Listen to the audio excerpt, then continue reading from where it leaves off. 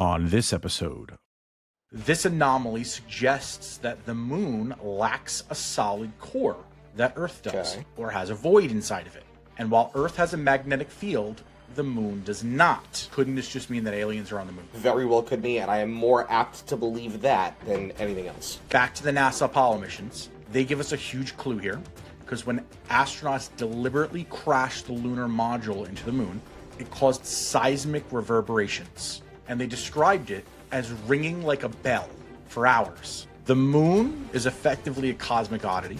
It is exactly the right size and distance from Earth to perfectly block the sun in those solar eclipses, and the flat earthers go nuts. Like, well, how could this be? How could this be?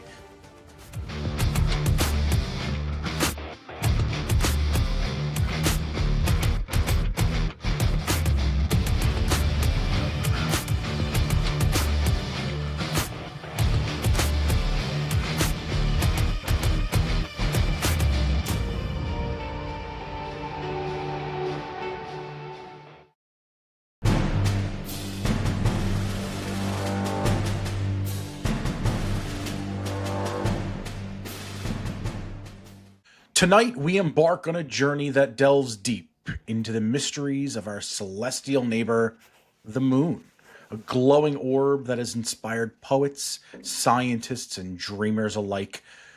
But what if I told you that the moon you see in the night sky is not what it seems? What if it is not a natural formation at all, but rather an artificial construct, perhaps placed there by an ancient alien civilization? Enter the world of the hollow moon theory, where every fabric of what we know about our lunar companion is called into question. Could the moon be a vast hollow shell resonating with secrets and stories from a time long forgotten? As we explore this theory, we will unearth startling evidence from the haunting echoes of Apollo missions that made the moon ring like a bell, to the bizarre surface anomalies that suggest something more than mere geology at play. So pour yourself a cocktail, let your imagination soar, and join us as we peel back the layers of intrigue surrounding the moon. After all, when the truth is out there, it is best enjoyed with a drink in hand. Welcome, my friends, to Cocktails and Conspiracies. My name is Shane Squarick, here, as always, with my esteemed co-host, Mr. Phillips. Back again, fresh off our ban on YouTube, and cheers, my friend. We're back Cheers, at buddy. it again. Ooh, I like the glass. Yeah, well, what is that? What am I using? Is that from Cabo? Dia de Muertes. No, it's from Margaritas, a little margarita shop. And well, I guess it's a chain franchise, but in Tom's over there. Yeah. I sadly lost my coffee mug that we got in Cabo. I have no idea where it is. I couldn't even remember what that is. Cabo. It just said Cabo on it? Cabo San Lucas. Yeah, no, it had like Day of the Dead skulls on it. It was like my favorite mug. I loved it. I really enjoyed it. Yeah. Okay. I always liked the Day of the Dead. I love those skulls. I thought they were very cool looking. Not a very big art guy, but I always liked those. I thought they just looked very cool. And so that was my favorite mug. And it disappeared, along with another mug. And you ask yourself, how does a mug disappear? There's no conspiracy here. It was definitely one of my kids that broke them and threw them out. I was just going to say, unquestionably, or your wife was just like, cleaning out the closet. It's like, I don't like this fucking thing. Dude. And threw it in the garbage. Listen, my wife doesn't get rid of shit. It was definitely one of the kids. That's something I would do to my own wife. If I see shit just sitting around that's collecting dust and I know it hasn't been used in a year, direct in the garbage. Speaking about something that hasn't been used in a year, or probably a lot longer than that, we're talking hollow moon theory tonight. And you're coming into this probably scratching your head a little bit. I think I pitched the idea to you a couple days ago, and you kind of asked me what the fuck I was thinking. You know what it is like, and I think for those out there listening, like, we don't know about every conspiracy theory out there, right? Like, although we run and co-host a conspiracy podcast together, I mean, there's millions of them out there. And so I had heard of not Hollow Earth, I'm sorry, I've heard of Hollow Earth, but I've heard of Hollow Moon, or artificial moon, if you will. And it just wasn't really something that intrigued me much, which you might find odd because I am into UFOs and aliens, and I enjoy that genre of conspiracy. Yep. But for whatever reason, the moon thing just never really struck a chord with me. And so I never did a deep dive into it. You know, so yeah, I'm interested to hear what you have to say, my friend. For me, it really started when we did our whole "Did we go to the moon?" Mm-hmm. podcast episode previously, and I think once we dove down that rabbit hole a little bit, I sort of peeked down the hollow moon theory a little bit, or the artificial moon is again they're kind of going to be used interchangeably here. Again, not something I initially bought into, but there is a striking piece of evidence that ties into the moon theory that I'm going to unveil in this episode that I think might make you a little bit of a believer, because that's sort of what made me believe, because it's tied a lot of loose ends up in a lot of other things that we've discussed, and we'll get there. Hollow Earth is another one. I'd love to tackle that one. I've got my suspicions on it a little bit, but I'm also curious. That'll be an episode for a future podcast here for our listeners. But if you haven't heard of the hollow moon theory, just giving you context here, there's obviously various theories about what the moon is, how it's been created. Nothing's set in stone. But the hollow moon theory is based on the idea that the moon is not, in fact, naturally forming, as you might have guessed, but it's placed there artificially, with all intents and purposes being it's probably an alien civilization, an ancient alien civilization that did it. Now, it's important to mention context here. The prevailing theory about the creation of the moon, well, again, there are numerous ones, and there is no consensus on how the moon was created by scientists. So it's not like Mm-hmm.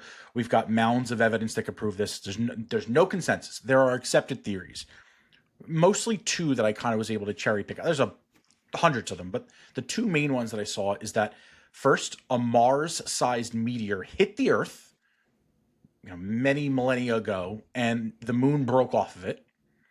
And the other theory is that the moon just happened to form at the exact same time as the Earth from the same cloud of dust and gas. Now, those are theories, Mr. Phillips, presented to us from science. Yuppers.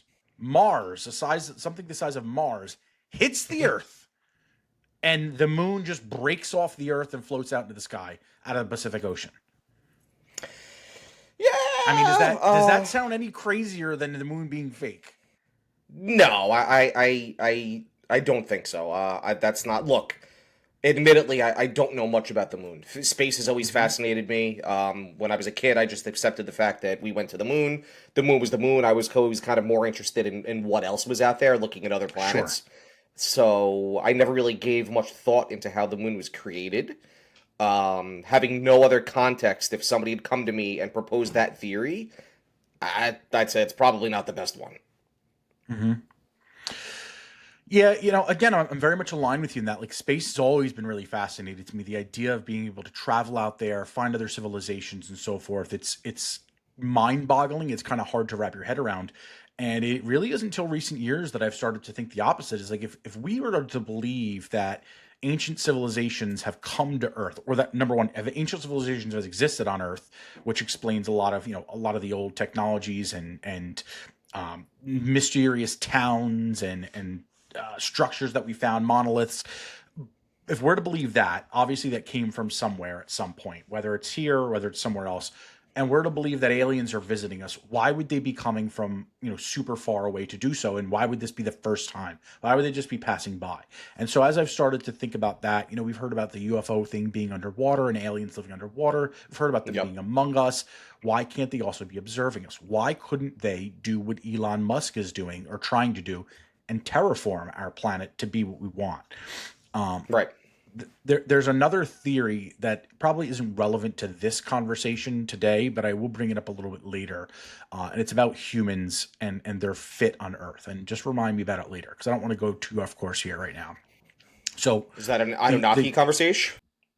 um not directly, indirectly it is. Yes, it could tie into it. Like, I want to do an episode on the Anunnaki because I think there's a lot Yeah. to be tackled there, and I think there's some things that Zachariah Sitchin said that we take as truths that are a little over embellished and maybe Mm. stretched. But there is a tie in here that I can talk about a little bit later. So I guess my introduction to this is when I start to get down to the nitty gritty on scientists and their theories about the moon, much like many other things in science. It's always up for debate. It's always up for discussion. No, it's But not. the idea Trust the that some, science.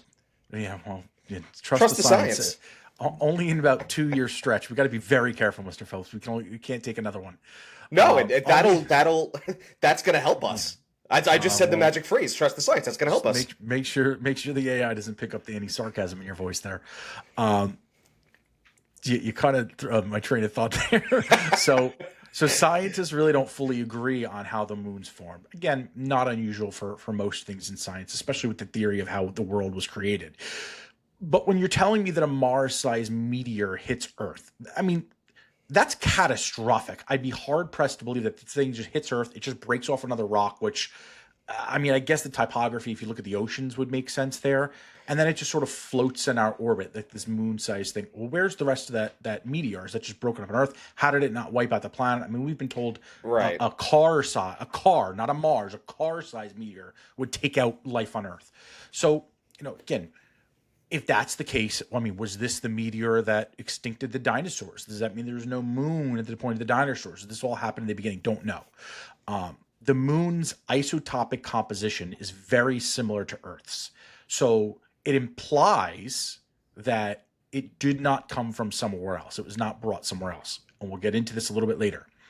But if it formed from Earth, the big question that sits around is, where is the mass? Because the composition of the moon and Earth on the surface looks similar. Yep. But they're very different. There's very different gravity. There's very different composition on the inside. So we're going to get into that. I want to start with, I guess, arguments for the idea that there's something more to the moon than it just being a floating space rock. Have you ever heard of the shard or the tower? I'm assuming probably not. I have not. Enlighten me. So in most things about the moon, in most discussions about aliens and ancient civilizations, we're always talking about what's on the moon. And we covered this in our previous Did We Go to the Moon episode, and we've talked about this kind of in spurts through some of the alien episodes, is a lot of the times there are things that are seen on the moon that we're really unsure of. We don't really know what they are, and they don't really look to be natural there, especially when you figure the topography of what the moon is. It's effectively a barren rock, right? There's nothing really to it. So we're talking about the shard, and I'm going to have to pull my notes back up here, but I assume you can see this shard, right? Yes, I can. Okay. Someone sharded on the moon. I'm very nervous to actually zoom back in here because the last time I did this, it shut my computer down here. All right, so we've got this shard, right? It's near the crater Eucurt, or I guess it would be pronounced Eucurt. And Apollo images have shown what it looks like as a massive vertical spire. Obviously, skeptics are saying that it could be a trick of light or shadow. But I mean, Mr. Phillips, looking at this particular picture, obviously, I know you don't got all the evidence sitting there in front of you. Does this look like a shadow to you? Oh, yeah, it absolutely looks like a shadow. Are you being serious? No. Well, I could see a shadow cast behind the shard. That's such a stupid word. I'm going to call it a rock. I see a big rock, and I Okay. see... I can't get behind the word shard. I think of shart, it reminds me of somebody shitting their pants. So I'm going to call it a big rock. Fair. I see the big rock, and I see a shadow being cast by that big rock. Okay, so you the do rock see the big itself, correct. I do not believe that the shard is just a shadow. That appears to be some sort of large rock to me. Okay, fair. Now, I'm not going to suggest that, and this might not even be the perfect photo that they're referencing. It's sometimes hard to find a lot of these things on the internet. This is what I'm assuming that they're referencing here. Based on the angle of this picture, it's hard to say too. I think there's plenty of rocks that are out there on the moon. I'm not going to necessarily say that they're all alien in nature or anything like that, right? I get it. It certainly makes sense that it wouldn't be, but Can you pull that back up real quick? yeah, of course. If we don't crash your computer, I just want to look at something. So, do we have any idea when this photo was taken? I don't know for sure. No, I mean it would have been one of the Apollo missions, so probably in the 70s. All right, so this is okay. So let's just take a look at the vantage point, right? Yes. Now, on the lower left and right hand sides of the photo, you could see, I don't even know what they are, pieces of metal, right? Would you say that those pieces of metal are on the surface of the moon? Yes. Or are they above? Okay, so it is on the surface of the moon. I'm not sure. I can't be. Well, if you had to positive guess. on what it is, yeah. To me, it looks like they're on the moon. Rover. Yeah.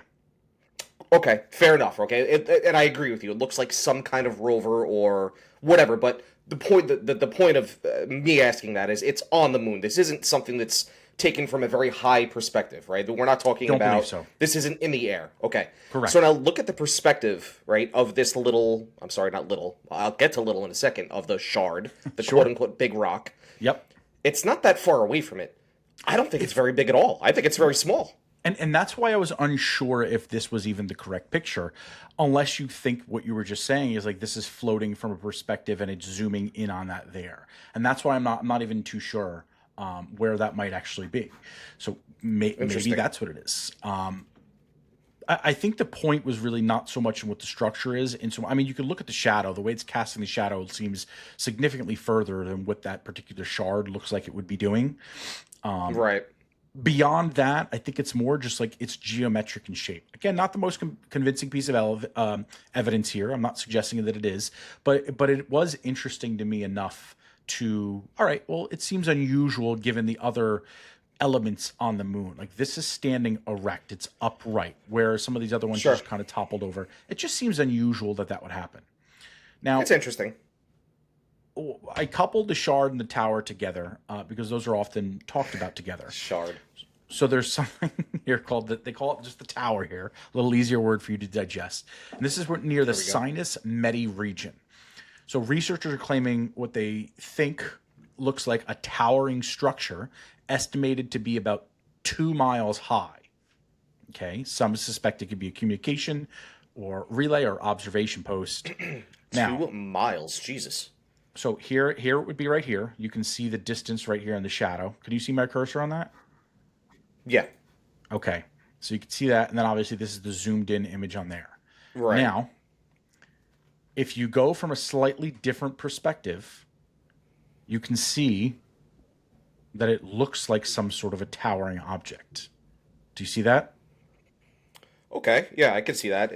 Yeah, I guess it almost looks like a giant radio tower, It or does look very interesting, right? yeah, looks like a giant radio tower. Now, some skeptics have dismissed this as saying that it's basically a meteor inside like a meteor, a meteor imprint inside like a meteor imprint at some point. Again, hard to tell, and you're looking at a zoomed in picture of a moon from a telescope, and a lot of things are out of Right, place. Really, I think the distinguishing mark is the cast of the shadow, what looks like that shadow right there. And again, it's in multiple photos. It's not like it's just in that particular photo, but right.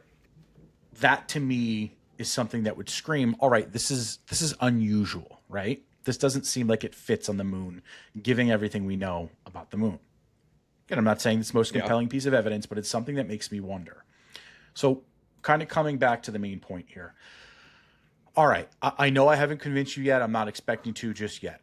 I want to jump into the Apollo missions themselves because that's where a lot of these photos are taken. And we've heard a lot about the Apollo missions. We heard about the moon landing. We've talked about that at nauseum about, did they go, did they not go, and so forth. I think for those that missed that episode, I encourage you to go back and watch it. But as a spoiler alert, we've effectively came to the conclusion that we do believe that we've been to the moon.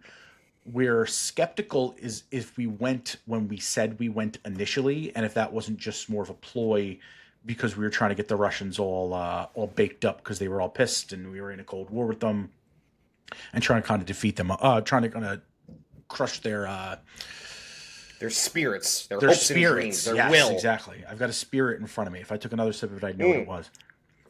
Excellent.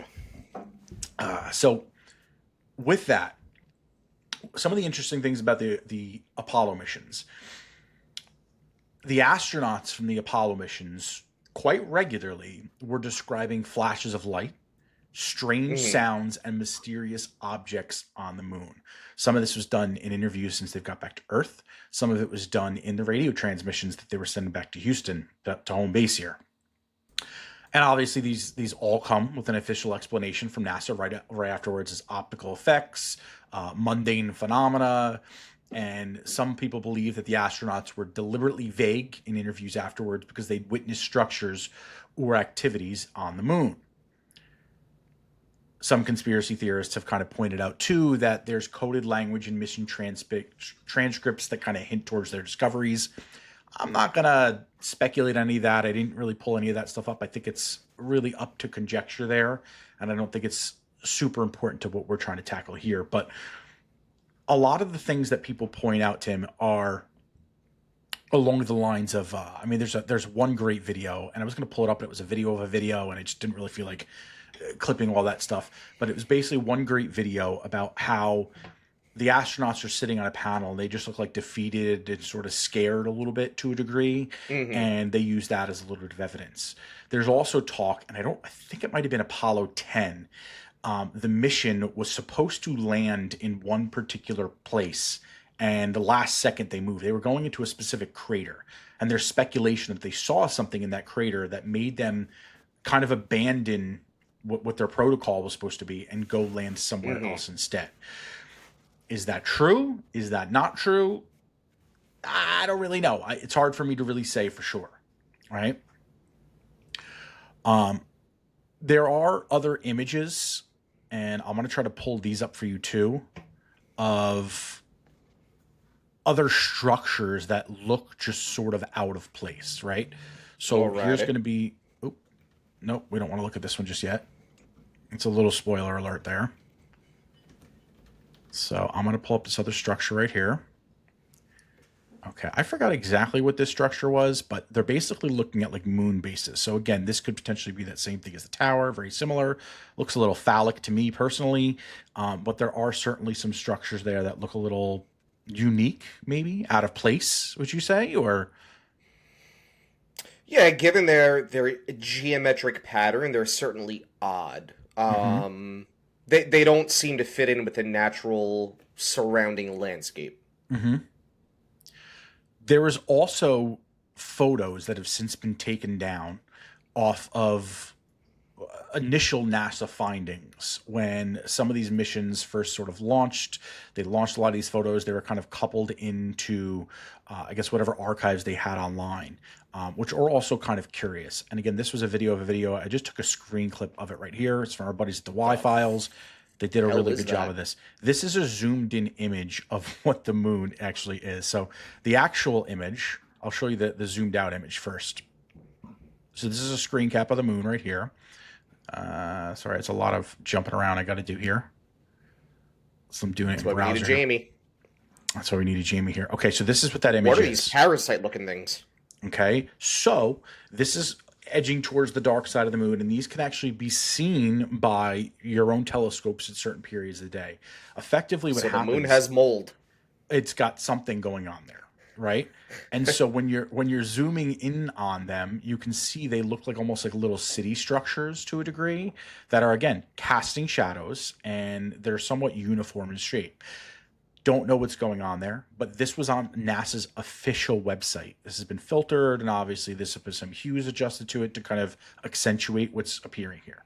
Okay, Right. It's really weird. strange stuff. Again, convincing, no, I get it, but I'm just trying to lay the No, it's context here. odd. I mean, it looks like the moon has barnacles growing on it. There you go, exactly.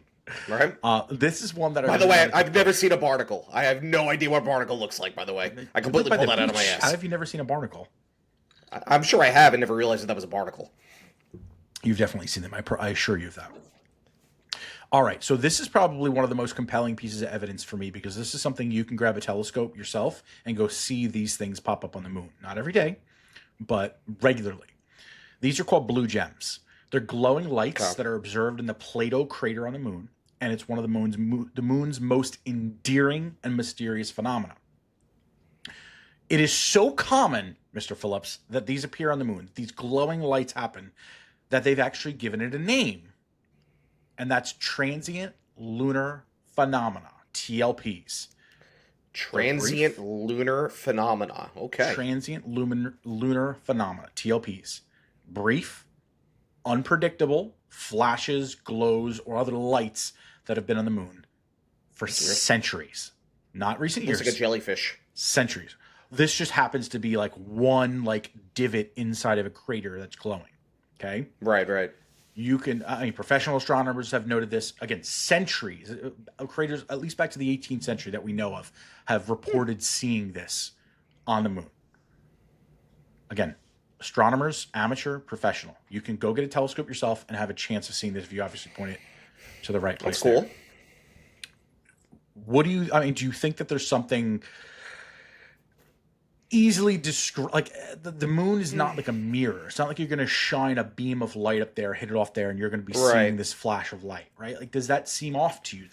Am I crazy at this point? Now, so what's weird about it, right? So if we think about why do we see the moon at night, right? Because it's Hmm. reflecting the sun, right? So it is reflective to an extent, okay? Hmm. But that's clearly not what we're seeing here, right? Like that's not the sun, at least not to the best of my Right. knowledge. That's some other source of light. I mean, that's kind of undeniable, right? There's a Right. source of light either very close to the moon or on the moon, and it's emanating, causing this glow and causing it to people to be able to see it. So it's Right. definitely something that's pretty weird. That's actually really cool. I It's an kind of want to go interesting grab a little piece telescope for and go look at it. So as I'm researching this, I immediately go onto Amazon. Of course, I miss all the Black Friday deals, and I'm looking at like telescopes that I could potentially use. So there's a chance I'm buying one myself. This guy that I just pulled up, this handsome young lad, is named Sergeant Carl Wolf. He was an Air Force technician who saw photos of artificial structures on the moon. He saw them with his own eyes. And as the story goes, as always, he expected it to bring out in the news, and it was completely covered up. He said that his fellow airmen, or the ones that showed him the photos and claimed them to be alien structures that were on the moon, said these were not created naturally by meteors or ancient collisions of heavenly bodies. He said that he saw towers, domes, and mushroom shaped structures, and they were likely built by intelligent beings. These Interesting. You know photos what were I always wanted to know? briefly, yes, I didn't mean to cut you off. You finish. Go ahead. I was going to say they were briefly available in early releases by NASA, which I believe were those other photos I showed. Those were some of them. Oh, okay. What did you want to Very know? interesting. So when we take a look at the moon, right, you see that it's pockmarked with craters all over it. Okay. Yeah. Why is it that we don't see them on the Earth? Not that we don't have craters on the Earth. Okay, I know that we do, and I know that the composition of the Earth, and I know that our terrain is vastly different. So it's very plausible that there are just as many crater marks on the Earth. We don't see it because we have things like Hmm. grass and modern human constructing cities, and we have trees and we have things like that. So maybe there are just as many, and we don't notice it, or they're not visible anymore. But I always just found that odd. Again, it really has Yeah. nothing to do with what we're talking about tonight. More of a general science question, but I always just found it to be an interesting one. Yeah. Never found an answer that sufficed me. I think largely because the moon is allegedly getting hit by meteors and asteroids a lot, and it doesn't have an atmosphere to stop it. Whereas like Earth, it's getting broken up on the way down. We're not generally getting obliterated by these things, I guess which is someone smarter something. let me know. Well, so that's something I want to get into here in just a second as well. I was talking about Carl Wolf before I kind of got bumped off of here. So he was talking about all this stuff. Of course, that ends up going nowhere. Nobody really says anything about it. Nobody can find all these things. I got to adjust my light here because my lighting is all screwed up.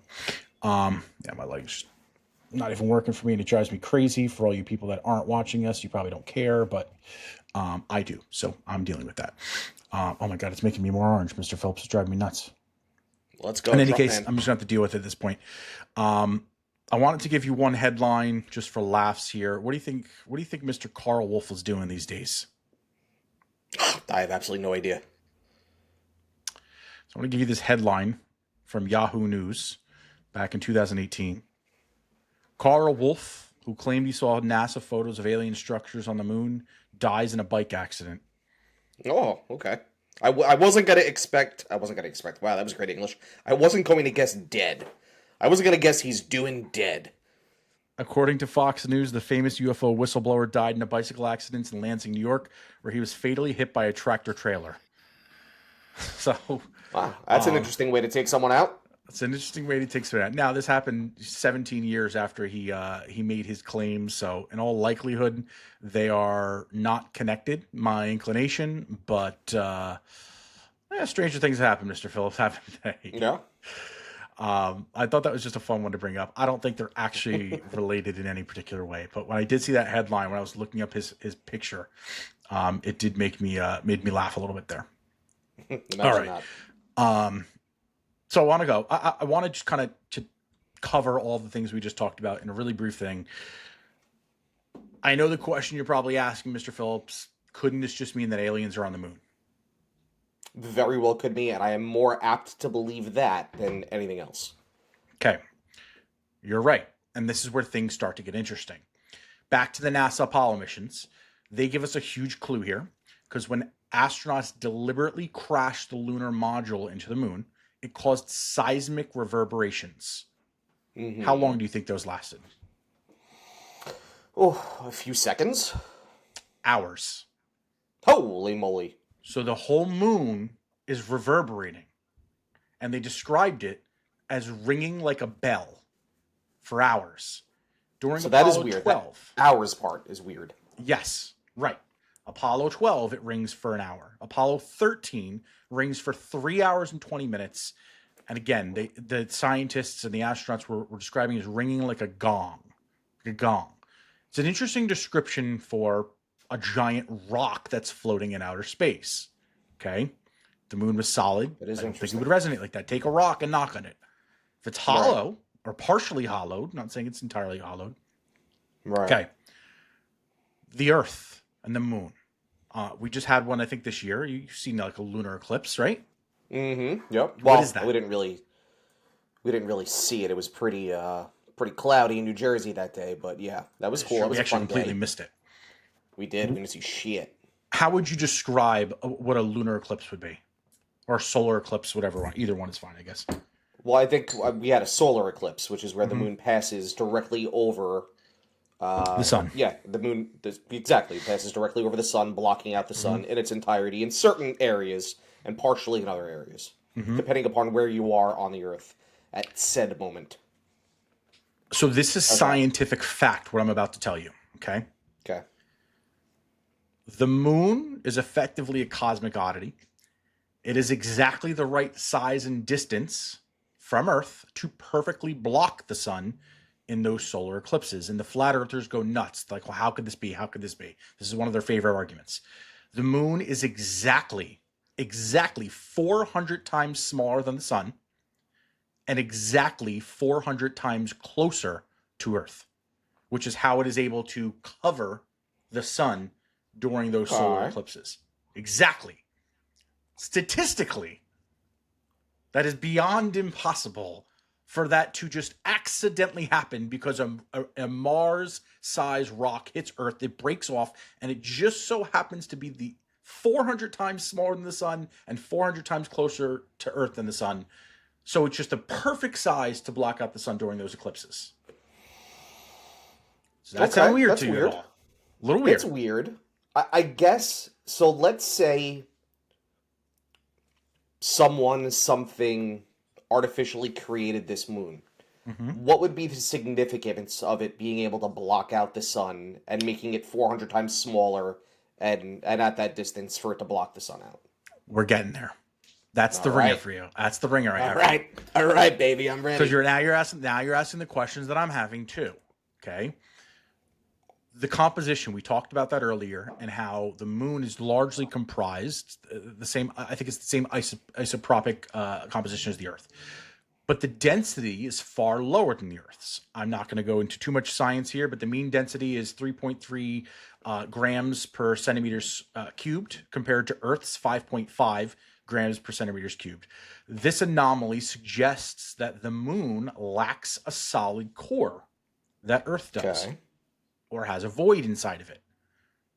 And while Earth has a magnetic field, the moon does not. Why would that be? Well, I won't ask you that because we're not scientists. I'll give you the answer. Because it might not have a molten core required to produce one, which means it might be hollow. It's reverberating. The density is a lot less. There's no magnetic field. There's no core. Again, that doesn't necessarily mean it was brought here. It could just mean if it was that rock that broke off, maybe it just didn't generate a core. Okay. It's mechanics. The mechanics of the moon circling the sun. The moon really shouldn't even exist where it is. Its orbit is almost perfectly circular, which is something highly unusual for natural satellites. Other moons have more of like kind of an oval shape when they travel around their planets. Like if you look like the moons of Jupiter or Saturn or Pluto, I don't know which ones have moons and whatnot.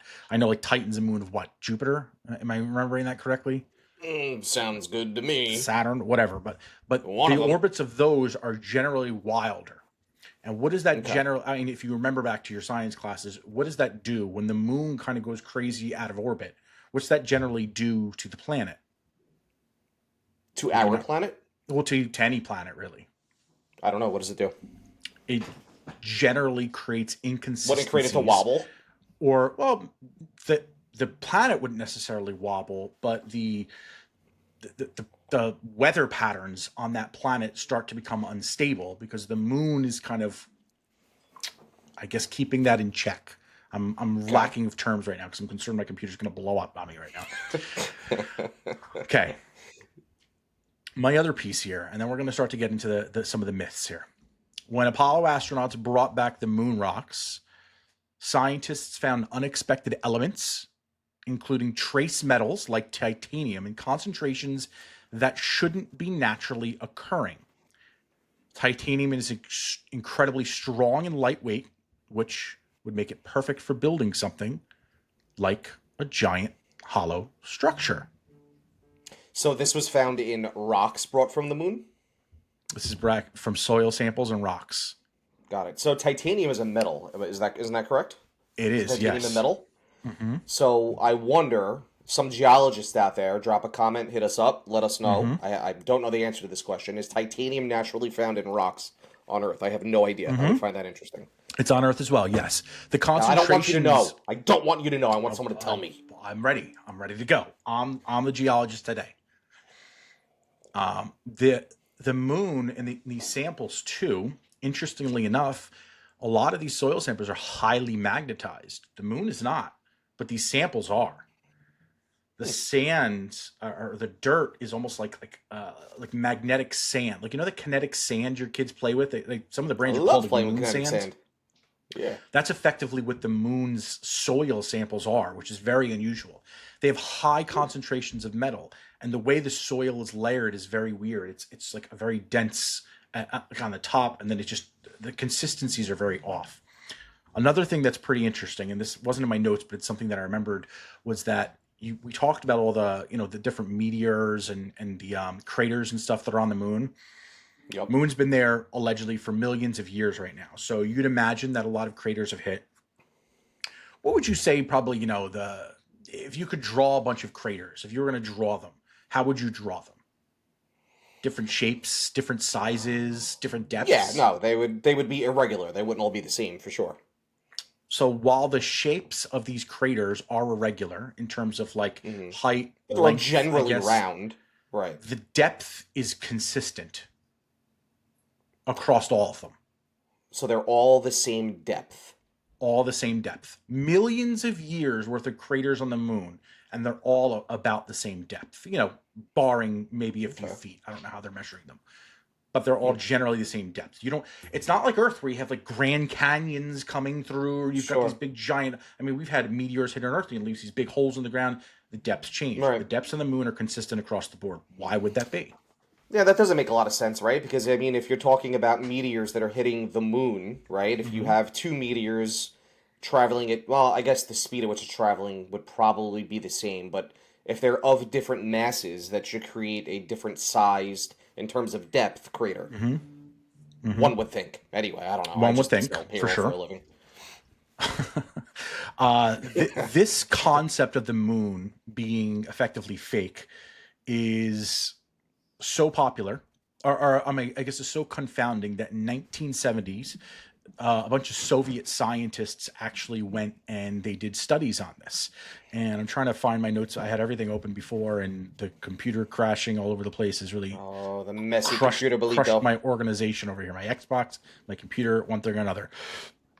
Effectively, what it came down to is that they hypothesized that the moon is most likely artificial based on the fact of its placement, based on the fact of its composition, the magnetic anomalies, the magnetic rocks, all that magnetism. Again, it could be coming from meteor impacts for sure, but the depths of that seems very odd and very off.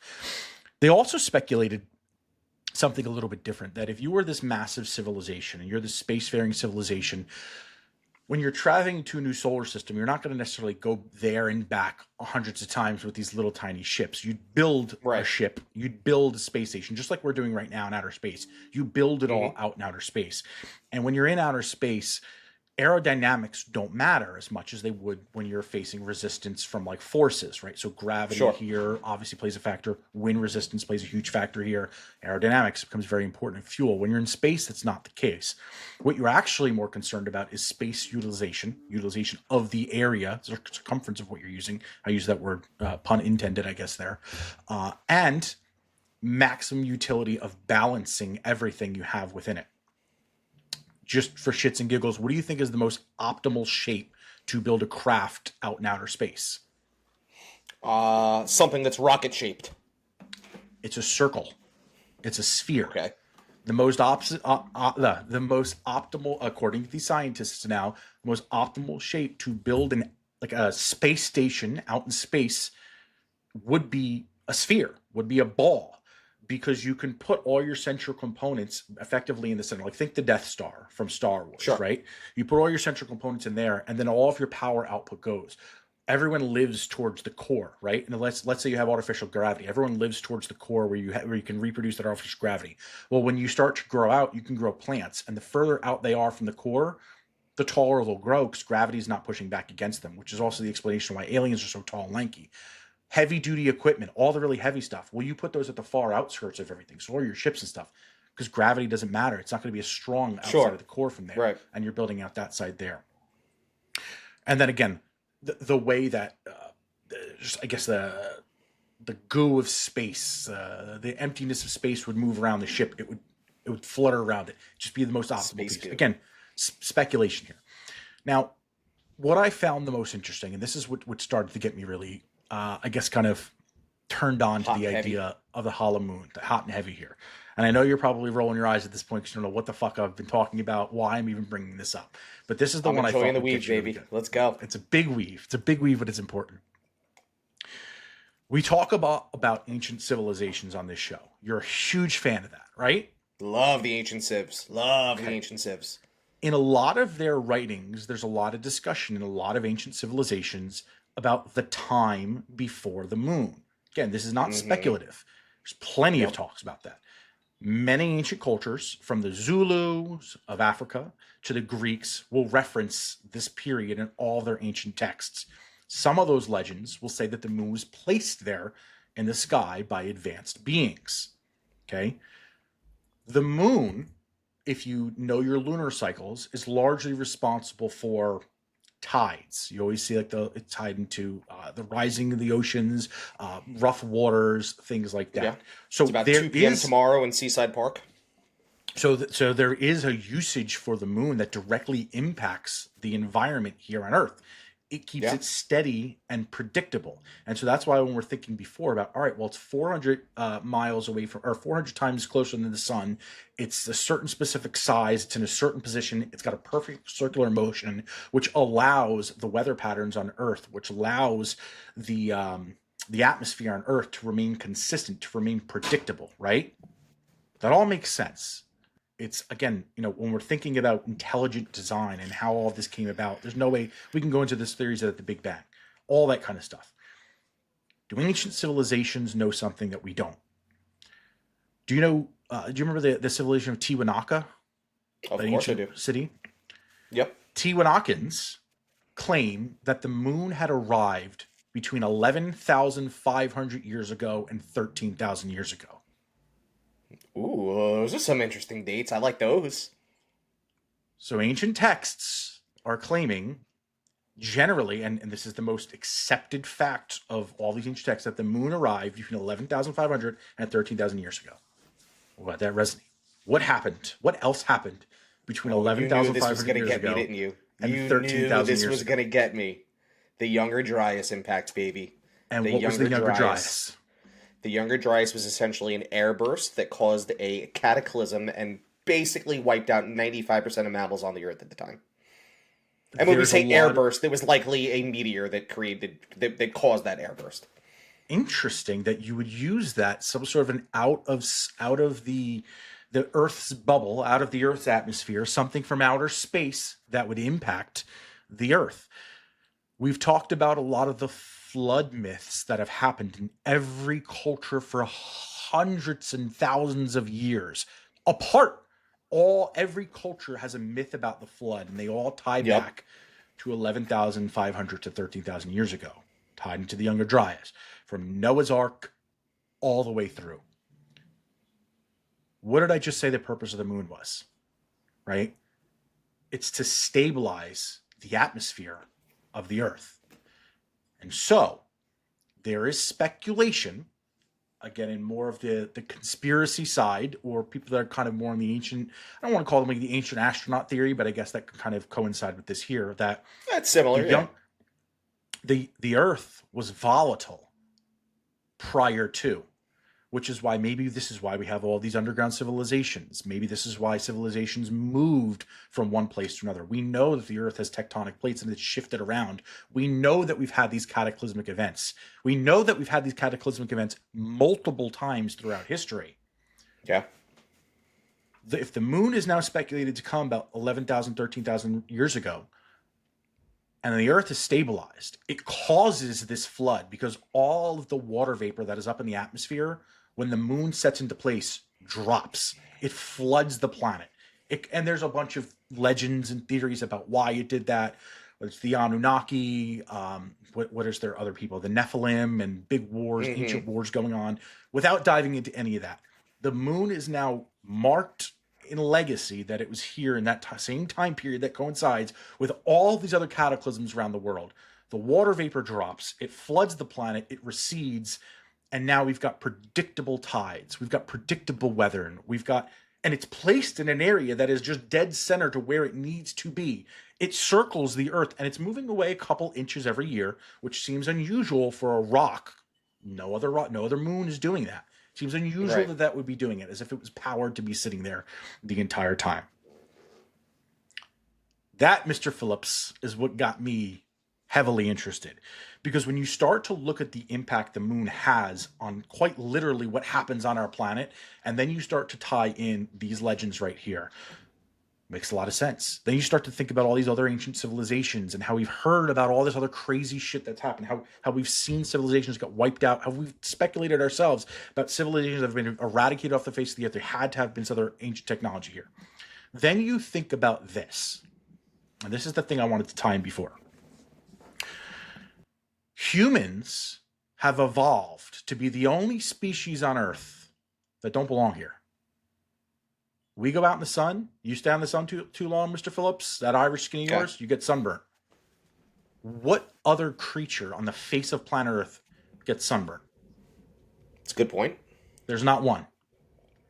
Humans have berries, have plants, they have endless amounts of vegetables all over the place, surrounding them. What do we crave? Meat. I crave We meat. crave sugar. Oh, all right, fair enough. I like meat, but Right? you're We right. We do crave crave sugar. all these unhealthy foods. Every other species on the planet, now they'll eat obviously a lot of this stuff, but they're conditioned, they're biologically conditioned to eat stuff that is on the planet. We don't. I'm laughing because I just thought about what a clip that's going to be. I crave meat. To make sure we don't maybe we put that one in context.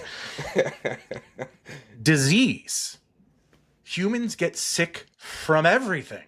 Humans are always sick. How often does your dog get sick? Not very often. Actually, I How don't think often- she's ever really. Well, she had the shits once. Probably That's from it. eating something nasty. Probably from eating something nasty. She's a But they're fucking not garbage. getting viruses and bacterias that are like we are coughing and shitting and our stomachs are Dude, fucked my up. wife's been Like, coughing for a month.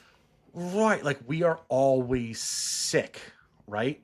Our bodies are built in such a way that, like, yes, we're bipedal beings, but like just everything's kind of stacked out. We're almost built in such a way that we should be taller, we should be stretched out.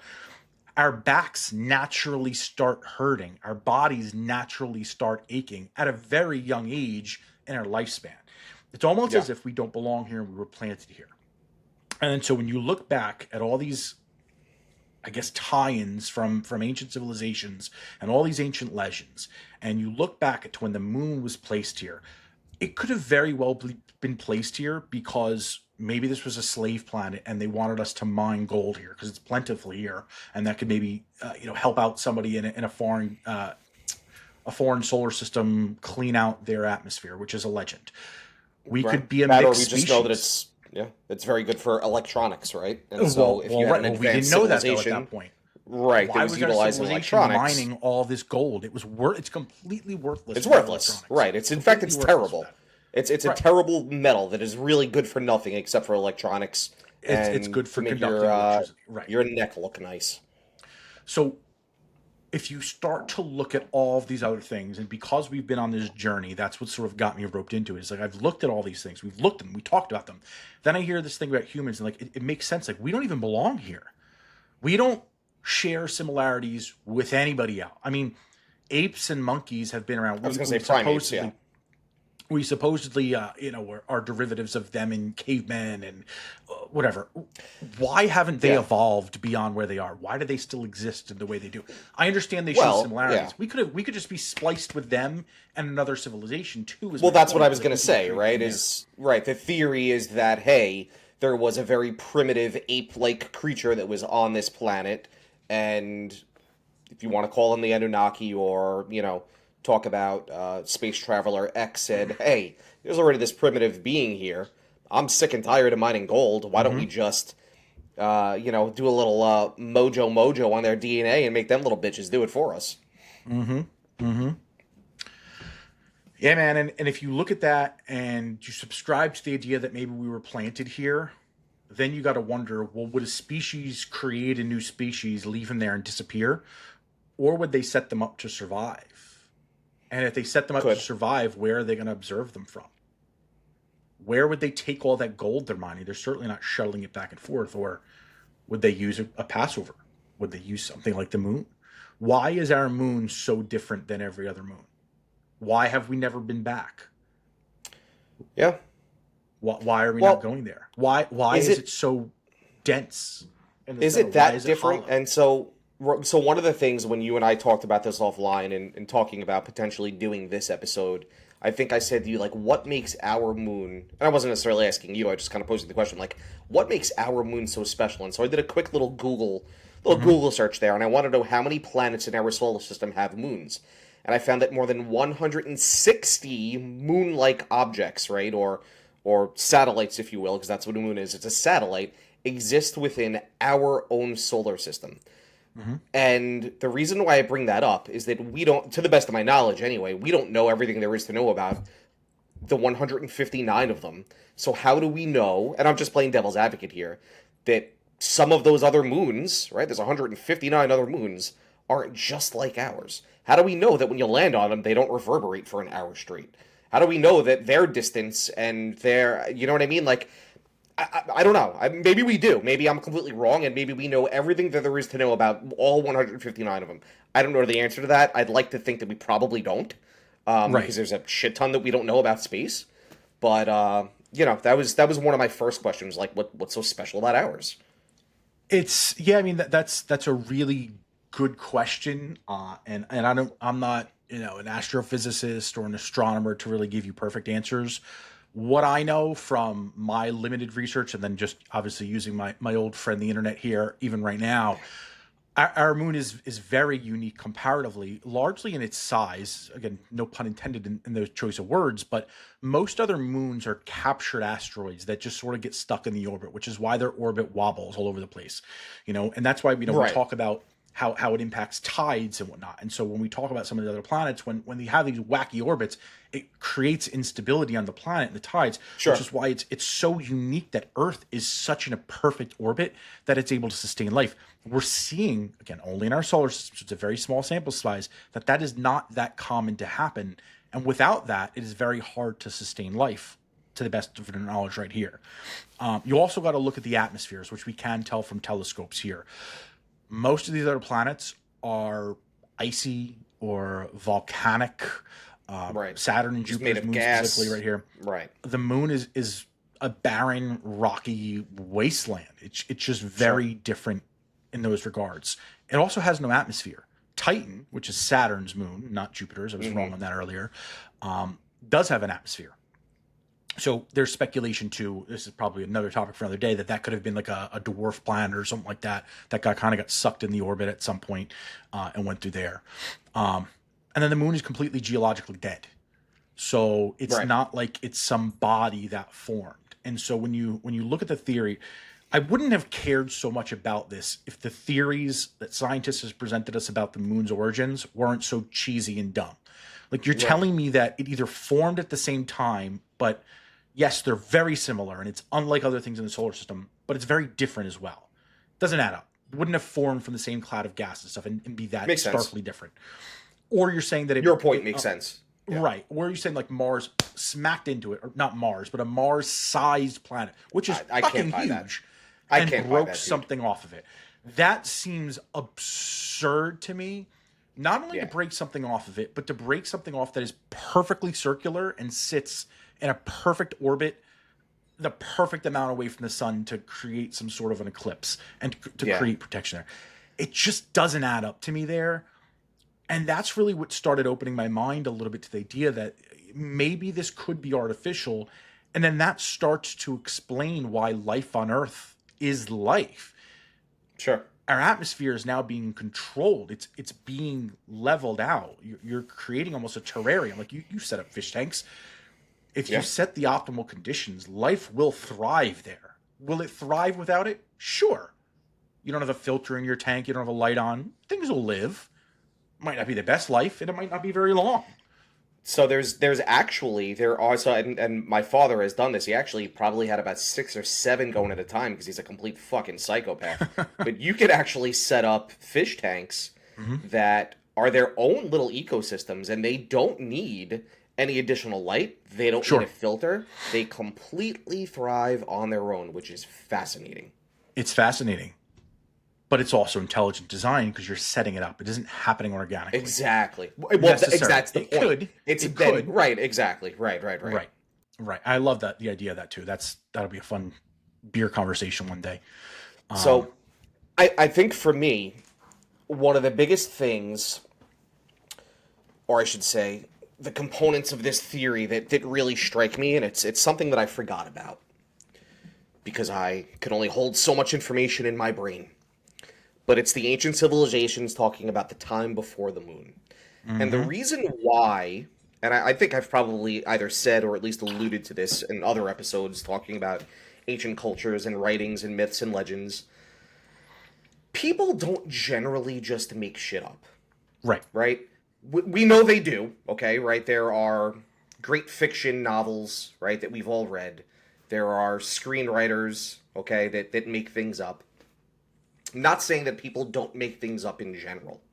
But when you look at the amount of civilizations, ancient civilizations, that talk about the time before the moon, it's uncanny. There are a lot of them, right? And we're talking about a time and civilization where, okay, they may not necessarily have been hunter-gatherers, right? They were more advanced than that. But it wasn't civilization like we know it today. Nobody was just lounging back in their office chair, talking to Shuggy Boy, right, on Riverside FM, drinking a cocktail, right? Nobody was just lounging out doing that, right? These people had to work, okay? They had to work for everything they had. They had to build homes with their hands. They had to go find food. That was the most important thing, was feeding your family. So they were either hunting or they were cultivating livestock or agriculture, right? And the most important thing was to feed your family and support yourself. And if that's the most important thing, and that's what 90% of your day is, man, you've got very little time to just sit there and make shit up. So I guess my point is, people don't just make things up, right? And to me, and I know that's very arbitrary evidence, right? I know it's not super solid, but that's a big one for me. But to that point, they also don't make things up with so much consistency and accuracy across an entire planet, across entire millennia, and across entire civilizations, and talk about all of them, all of the ancient civilizations, talk about the time before the moon. All of them talk about a great flood. All of them talk about their variation of what the Younger Dryas is.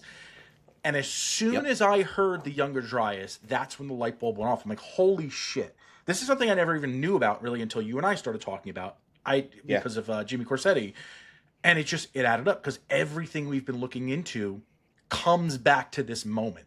And again, without going into like the theories, I guess, of the Anunnaki and the war on Earth with the Nephilim and all that stuff, if you bought into those, effectively, to give the short, because this will help make my point, if you bought into that, effectively the gods came down, they planted people here, they planted their people here. It was a slave planet. They brought their slaves. Those slaves, the slave species revolted. They took the human type species at the time. I don't know if they were denizens at that point or just whatever variation we were at that point, and they injected their own DNA in there they would become the new slave species, right? Human women became very attractive, and so this ancient alien civilization wants to mate with them. They start creating other children. There's this big war because now they're all violent. They've got the violence factored into it, and they just want to wipe the planet out, start over. This is all talked about in the Book of Enoch as well, which is like a kind of I guess a heresy Well, biblical to text. the Christian church, right? Well, you're not allowed to talk about it in a lot of churches there. They've kind of outcast it, and there is a lot of inconsistency there. Anyway, but it's still a biblical text. Yeah, it is a biblical text, and in Ethiopia, I mean, they take this. This is like gospel. Like this is very well discussed. It's not. I mean, I grew up Catholic. It's certainly never discussed there, but if you talk about all this stuff, they talk about Enoch's son, who would be Noah, or was it his grandson? I can't remember off the top of my head. But nonetheless, like Noah is the one to go on this ark and save the planet. And there's been other stories of other people on arks, and there's nothing to believe that it didn't happen in multiple places.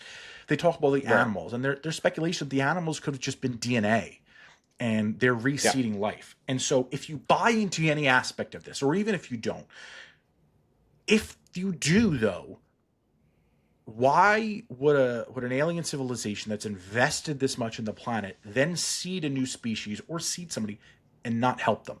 Because then you start to look at the development, the advancements of these ancient civilizations, which you and I know, talking about hunter-gatherers, there's no chance that they built these monuments. And a lot of the cultures will say, we found them. You look at the pyramids in Egypt, there's evidence of water damage. These things were underwater. There's talks about the Sahara once being lush and green. So the composition of Earth changed dramatically. Antarctica, if you look at old maps, Antarctica was not in the South Pole. And there's speculation that Antarctica was pushed down there from tectonic plates, shifts, a geological event. If you think about all this stuff, what would have happened to cause it? And then you think about the moon. Again, I bring back to that same point. If the purpose of the moon, and we've seen the impact ourselves, how it can control geological events, and particularly the tides, which obviously factors into, typhoons and tidal waves and rainstorms. I mean, this is all controlled by this giant rock that's 400,000 miles away. However many miles away it is, I don't know. That's hyper speculated. Correct me. It's a long time away.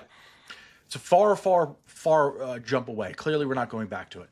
But it's all being controlled by this. And again, it's in perfect orbit. And like you were saying about the fish tank, if you set it up to sustain itself, it'll sustain itself.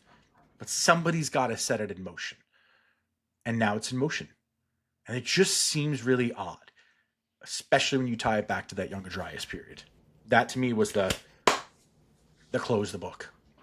Well, look, you knew that the Younger Dryas thing was going to get me. I'm definitely way more interested in the conversation now. I'm also way more interested because I remember the whole time before the moon thing.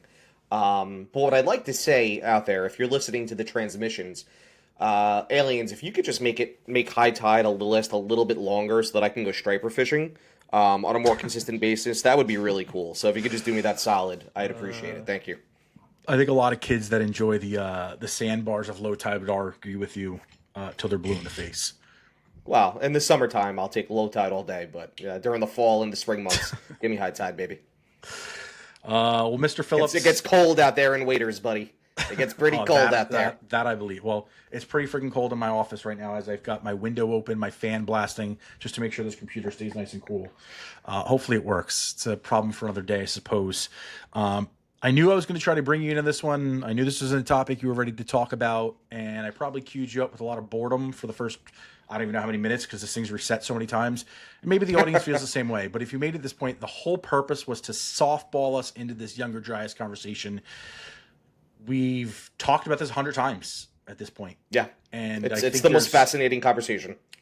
And it really is. It really is. And It's the most fascinating conversation, and to me it's almost criminal that scientists and archaeologists, knowing what we know today in 2024, still blow off the Younger Dryas and things that happened before and during that period of time yes, as if though it's just pseudoscience. To right. me, that's bullshit. That's bullshit, and it's laziness, and you're not doing your job, and you're trying to gatekeep and hold and protect something that doesn't belong to you, because it belongs to all of humanity to be able to look at this with a critical eye and really understand the truth about our Earth, about our solar system, about us as a people and where we come from, and about all the things that have gone on between now and then and what could potentially happen in the future. That's my soapbox Younger Dryas comment. Man, he's going off, baby. He's going off. I wanted to really make sure we hit this because I see us in the new year as we approach January, really starting to dive into some of these ancient civilizations a little bit more. We've talked about it privately a lot. This is really kind of behind the scenes for our audience. The idea was not to just sort of drop it because it doesn't make sense, right? You hear about Younger Dryas, you're probably skipping the episode. But we've talked about it in almost every, well, not every episode, but we've talked about at least 50% of our episodes in some degree. Yes. To your point about, gatekeeping and hiding things before and after. We had a great episode with Todd Feehan. He came back to the program talking about the Antikythera mechanism and how history has sort of been manipulated. And there's a big time gap, and that time gap aligns to the Younger Dryas period. Now, that episode was taken down by YouTube a couple times because our conversation sort of went off the rails in a few areas. I don't know that I'm going to tempt fate and post it a third time. It might get our channel knocked out of there. Go find it on X. Go find it on any other platform that we're on. Post it in other places, but I do encourage you to check it out because it's an interesting theory that does tie into this here. And as we head into the new year, I mean, we're going to be bringing up things like the Anunnaki. I think we're dedicating an episode to that. We're going to build towards an episode dedicated to the Younger Dryas and hopefully bring this full circle for everybody. Phillips, I know this is going to be a big one for you. This is what you've been championing for a year, almost a year that we've been doing this. It's probably 6 months more like, but it's going to be a big one. And I felt like this needed to be discussed for me to be able to talk about some of the other aspects, some of the other angles that we're going to discuss. And it's a topic I avoided. The thing that cued me is I listened to an episode of the Y-Files, and I skipped over this episode 100 times, and it just happened to come on because I was in the middle of staining a railing, and my phone was too far away to skip it. And I just listened. I'm like, holy crap. This is interesting. And of course, the Younger Dryas is what rock and rolled and greenlit this thing. But rock and roll the Cola Wars, baby. I knew it would get you, Phillips. I knew your interest was only piqued with the Younger. I should have just started with that. You really would have been invested in this whole thing. I would have been fucking super engaged the entire time. The conversation would run off the rails. I really wanted to lead in with a lot of those other things. It probably would have. Those are the discussions that come up all the time, right? Is there alien life up there? Is there things going on up there? And I think most people would accept that. And so I wanted to lead with that because those are the immediate write-offs. Yes, we know they're there. Yes, we address them. But here's some of the other things that are going on. Hope you all found that as insightful as I did. Hopefully you found it as insightful as I did, Mr. Phillips. If you did or you didn't, you got that comment section below. You got them on Spotify too. We're on Rumble. You got the comments there. We've been connecting with a lot of people on Rumble. Of course, our favorite platform of all, the X. Head over to conspiracyrealist.com. You can link to any one of our social channels on there. And when you find us in there, like, subscribe, follow, whatever the option is on those channels. It goes a great way to help us out. Or should just share it with a friend, honestly. You all just finished Thanksgiving dinner. I think this episode should be out before Christmas. Probably, yeah. We got 2 weeks to go here before we release this. Yeah, it'll be a week before Christmas. By the time you listen to this, sit down at Christmas dinner. Yeah, we're back next. Actually, I think we're back tomorrow, technically. Daddy YouTube will say it's okay, boys. You can go back on for now. We're doing the best we can to clean it all up. Just don't make me put soap in your mouth again. We share this at the dinner table on Christmas. Bring up one of the theories and grab your friends' phones. Add it on there. Subscribe. Goes a long way to help us keep creating this stuff for you. Just do it. Just take their phone over. 10 seconds of your life, and it means the world to us. Until next time, everybody, remember the moon isn't always what you thought it was. Don't forget that Younger Dryas. We'll see you. It's made of cheese.